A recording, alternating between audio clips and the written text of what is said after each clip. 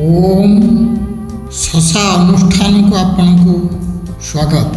शशा अनुष्ठान हेउछि आपणक अनुष्ठान। आमे निजे निजर स्व को अनुभव करिबा। शशार अर्थ हेउछि स्व, आकाश, सर्व, अवकाश। एही चारि स्तरर चेतना गठन को अत्यंत शुभ्र भावे व्याख्या करिबा। एक सारांश भावे एहीपरि बुझिबा।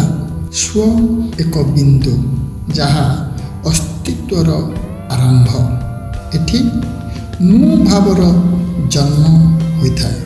आकाश आकाश तीनी बिंदु, भूत, भविष्यत और वर्तमान। समय त्रिकोण। एठी स्वयं जन्म होइथाय। सर्व असंख्य बिंदु, सीमाहीन जगत, अनंत आकाशर भाव, अवकाश, एकाधिक बिंदुर एकता, जोठी सबु अनंत चेतनारे एक हो जाए।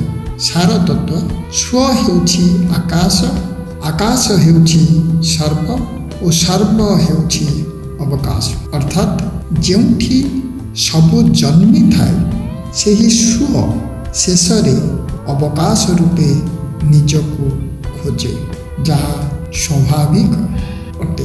तेणु प्रयास को जारी रखिबा पाई आमे समस्ते निजे निजर स्व आकाश, सर्व अवकाश को जदि किंचित मात्रा रे मध्य उपयोग करि परिबा ताहाले आमे मुक्ति मार्ग को अग्रसर करि परिबा। शशा अनुष्ठान को आपन को स्वागत। स्व आत्मने नमः, सर्व आत्मने नमः।